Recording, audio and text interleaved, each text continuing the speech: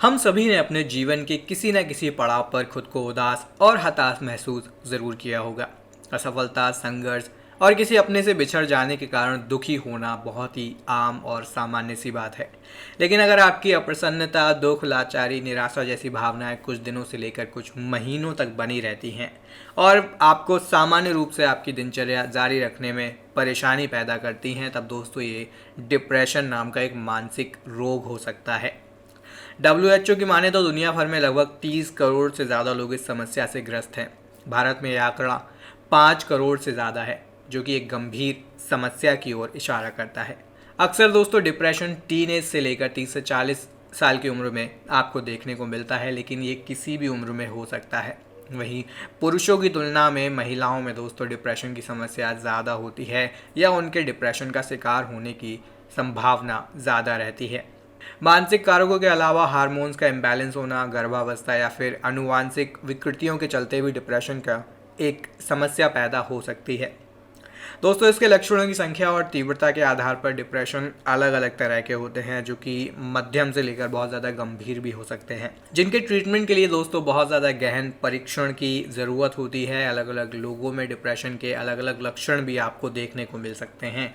अगर आप नहीं समझ पा रहे हैं कि आपका जो भी परेशानियां हैं, जिस वजह से आप उदास हैं, दुखी हैं, हताश हैं, निराशा आपके जीवन में बहुत ज़्यादा बढ़ गई है, तो दोस्तों आप कुछ लक्षणों को देखकर उसे पहचान सकते हैं, जैसे कि दिन भर और ख़ासकर सुबह के समय में उदासी होना, हर दिन थकावट और कमज़ोरी महसूस करना, खुद को दोषी मानना या खुद को डिज़र्विंग ना समझना, डेडिकेटेड रहने में आपको परेशानी होना, फैसले लेने में कठिनाई होना, हर रोज़ ज़्यादा से ज़्यादा या बहुत कम सोना, किसी भी काम को मन लगाकर ना करना, बार बार आत्महत्या जैसा विचार आना, बेचैनी होना, बहुत ज़्यादा आलस महसूस करना या अचानक से वजन का बढ़ना और घटना भी दोस्तों इसका एक कारण होता है।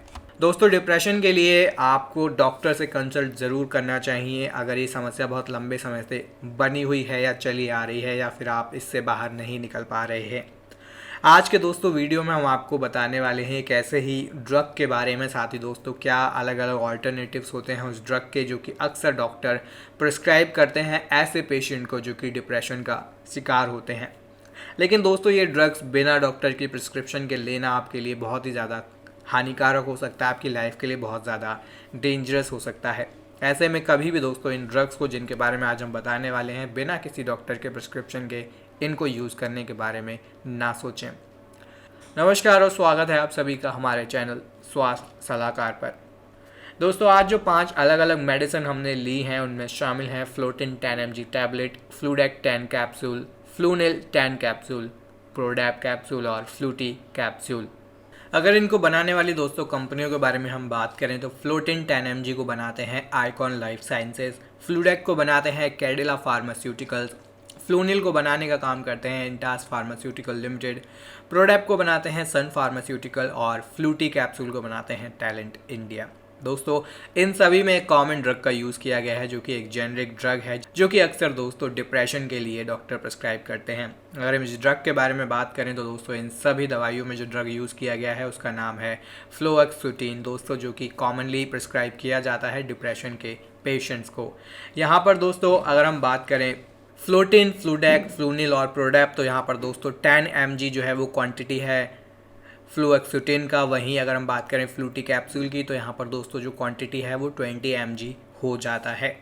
आगे दोस्तों बात करते हैं इन सभी दवाइयों के बारे में, कैसे यूज़ करना होता है, इनको क्या प्राइस रहता है, क्या इसके साइड इफ़ेक्ट होते हैं और क्या इसके बेनिफिट होते हैं। तो अगर आप भी दोस्तों जानना चाहते हैं तो हमारे साथ वीडियो में लास्ट तक जुड़े रहिएगा, जिससे आपसे ये ज़रूरी इन्फॉर्मेशन मिस ना हो।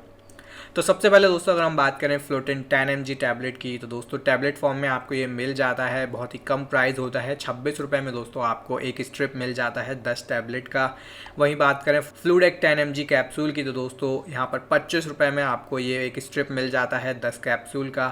फ्लूनिल में भी दोस्तों आपको 25 रुपये में एक स्ट्रिप मिल जाता है 10 कैप्सूल का। वहीं प्रोडैप की अगर हम बात करें प्रोडैप कैप्सूल की तो दोस्तों इसका भी जो प्राइस है वो 25 रुपये रहता है 10 कैप्सूल का।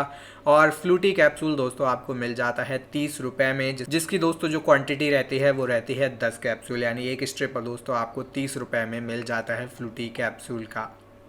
अब कहाँ पर दोस्तों इनका यूज़ किया जाता है, तो दोस्तों इन सभी का यूज़ किया जाता है डिप्रेशन के ट्रीटमेंट में। उसके अलावा दोस्तों जो भी पैनिक डिसऑर्डर होते हैं, अचानक से जो पैनिक अटैक आते हैं लोगों को, उसके अलावा ऑब्सेसिव कंपल्सिव जो डिसऑर्डर होता है दोस्तों, उसमें भी डॉक्टर इन ड्रग्स को प्रिस्क्राइब करते हैं। तो कॉमनली दोस्तों इस ड्रग का यूज़ किया जाता है डिप्रेशन के लिए और पैनिक डिसऑर्डर ट्रीटमेंट के लिए, जो कि ऑब्सेसिव कंपल्सिव डिसऑर्डर में हमें देखने को मिलता है।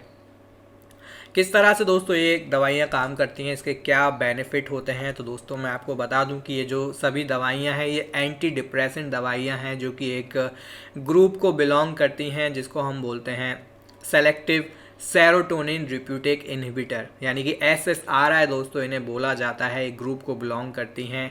वाइडली दोस्तों प्रिस्क्राइब किया जाता है इन सभी दवाइयों को डिप्रेशन और अदर मेंटल हेल्थ कंडीशन के लिए, जैसा कि हमने आपको पहले भी बताया, जैसे कि पैनिक डिसऑर्डर या फिर ऑब्सेसिव कंपल्सिव डिसऑर्डर में दोस्तों डॉक्टर इन सभी दवाइयों को प्रिस्क्राइब करते हैं।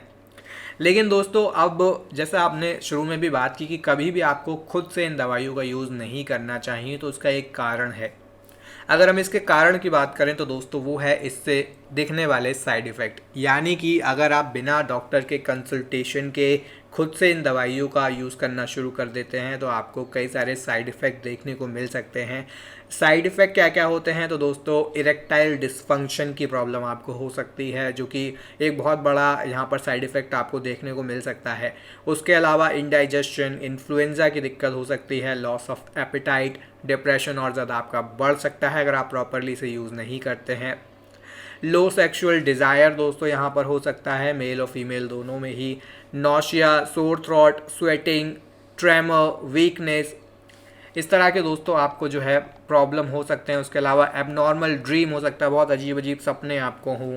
डिलेट इजैकुलेशन की दोस्तों प्रॉब्लम हो सकती है। माउथ आपका ड्राई हो सकता है। नींद हो सकता है आपको आनी बंद हो जाए।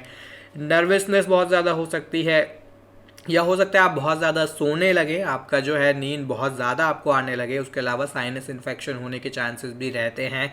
इसीलिए दोस्तों ये जो ड्रग है इसको आपको विदाउट डॉक्टर्स प्रिस्क्रिप्शन आपको यूज़ नहीं करना चाहिए।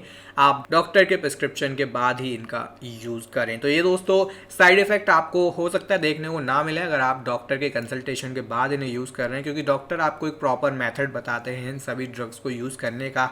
आपको कितने दिनों तक लेना चाहिए, कितनी देर में लेना चाहिए और कितना ड्रग आपको लेना चाहिए, ये सारी इन्फॉर्मेशन दोस्तों एक मेडिकल एक्सपर्ट ही आपको बता पाते हैं। इसलिए आपको हमेशा प्रिस्क्रिप्शन के बाद इन ड्रग्स का यूज़ करना चाहिए। अब कैसे दोस्तों इनको आपको लेना है, तो जैसे कि हमने बताया डॉक्टर ने जैसे भी आपको एडवाइस किया उसके अकॉर्डिंग आपको लेना होता है। डायरेक्टली आप स्वेलो कर सकते हैं दोस्तों इन्हें, खाने के साथ या खाने से पहले भी दोस्तों आप इनका यूज़ कर सकते हैं। लेकिन बेटर यही है कि जो भी डॉक्टर ने टाइम आपको बताया है, जिस तरीके से आपको बताया है, उसको फॉलो करते हुए दोस्तों सभी आप इन ड्रग्स को लेना शुरू करें। कुछ सेफ्टी एडवाइस दोस्तों आपको अपनाने चाहिए इन ड्रग्स को यूज़ करते समय। सेफ्टी एडवाइस आप क्या अपना सकते हैं, तो अल्कोहल के साथ में दोस्तों आपको इन्हें नहीं लेना चाहिए। प्रेगनेंसी और ब्रेस्ट फीडिंग के दौरान, यानी कि वो महिलाएं जो प्रेग्नेंट हैं या बच्चों को ब्रेस्ट फीडिंग कराती हैं, उन्हें डॉक्टर से पूछकर ही इनकी शुरुआत करनी चाहिए अगर डिप्रेशन से वो गुजर रही हैं महिलाएं।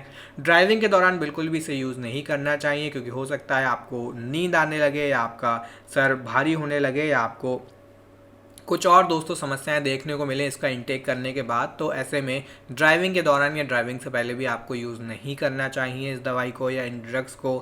किडनी या लिवर से संबंधित भी कोई आप ट्रीटमेंट ले रहे हैं या आपको कोई प्रॉब्लम बनी हुई है, तब भी आप डॉक्टर के कंसल्टेशन के बाद ही प्रॉपरली दोस्तों उनसे डिस्कशन के बाद ही इन दवाइयों को लेना शुरू करें। उनके कंसल्टेशन के बगैर यूज़ करने से इन सभी दवाइयों को बचें। कुछ टिप्स दोस्तों आपको अपनानी चाहिए अगर आप इनमें से किसी भी ड्रग को या किसी भी मेडिसिन को यूज़ करने जा रहे हैं। तो दोस्तों यहाँ पर आपको कुछ टिप्स को ज़रूर माइंड में रखना चाहिए। जैसे कि दोस्तों आप इनमें से किसी भी ड्रग को सुबह में ले तो वो आपके लिए बेटर होगा। अगर आप इसे रात में लेते हैं तो हो सकता है आपको पूरी रात नींद ना आए और आप पूरी रात जागते रहें। तो सुबह मॉर्निंग में दोस्तों आप इसे ले सकते हैं। इस ड्रग को लेने से हो सकता है दोस्तों आपको बेचैनी थोड़ी महसूस हो, एंजाइटी की दिक्कत हो सकती है, एजिटेशन हो सकता है अगर आप शुरू में बिल्कुल अभी आपने इसे लेना शुरू किया है। उसके अलावा हो सकता है आपकी जो भूख है दोस्तों वो थोड़ी कम हो जाए या वेट लॉस की आपको थोड़ी सी परेशानी महसूस हो सकती है शुरुआती दौर में। उसके अलावा जैसा कि हमने बताया ड्राइविंग करने से बचें दोस्तों इसे लेने के बाद।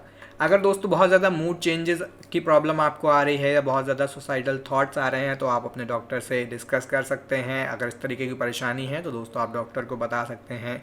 सेक्सुअल ड्राइव से रिलेटेड दोस्तों किसी तरीके की प्रॉब्लम है तब भी आप डॉक्टर से डिस्कस कर सकते हैं, क्योंकि ये जो ड्रग हैं दोस्तों ये डिप्रेशन के लिए यूज़ किए जाते हैं। तो ऐसे में आपको इस तरह की प्रॉब्लम जो है वो कहीं ना कहीं हो सकती है। एडिक्शन जैसी अगर आपको प्रॉब्लम हो रही है या बहुत ज़्यादा आप डिपेंडेंट हो रहे हैं इन दवाइयों के ऊपर, तो आप दोस्तों यहाँ पर भी इस केस में डॉक्टर से बात कर सकते हैं। लेकिन विदाउट डॉक्टर के प्रिस्क्रिप्शन के इसे लेना बंद मत करिए। जब आपके डॉक्टर आपको बोलते हैं कि अब आप इसे लेना छोड़ दीजिए या आपको इसकी रिक्वायरमेंट नहीं है, तब दोस्तों आप इनको लेना बंद कर सकते हैं। तो इस तरह के दोस्तों टिप्स आपको कुछ अपनाने चाहिए, कुछ बातें आपको ध्यान में रखनी चाहिए अगर आप इनमें से किसी भी ड्रग को लेना जा रहे हैं या फिर डॉक्टर आपको प्रिस्क्राइब कर रहे हैं। तो दोस्तों ये था हमारा एक वीडियो जिसमें हमने बात की कुछ ऐसी दवाइयाँ या ऐसे ड्रग के बारे में दोस्तों जो कि आपको डिप्रेशन होने पर प्रिस्क्राइब किए जाते हैं। वीडियो आपको कैसा लगा हमें कमेंट सेक्शन में कमेंट करके ज़रूर बताएं। वीडियो पसंद आया हो तो वीडियो को लाइक करें, चैनल को सब्सक्राइब करें और जुड़े हमारे चैनल स्वास्थ्य सलाहकार के साथ, जिससे कि आगे भी आपसे हमारी आने वाली वीडियोस मिस ना हो और आप जुड़े रहें हमारे चैनल के साथ। वीडियो में आप सभी लास्ट तक जुड़े रहे उसके लिए आप सभी का धन्यवाद।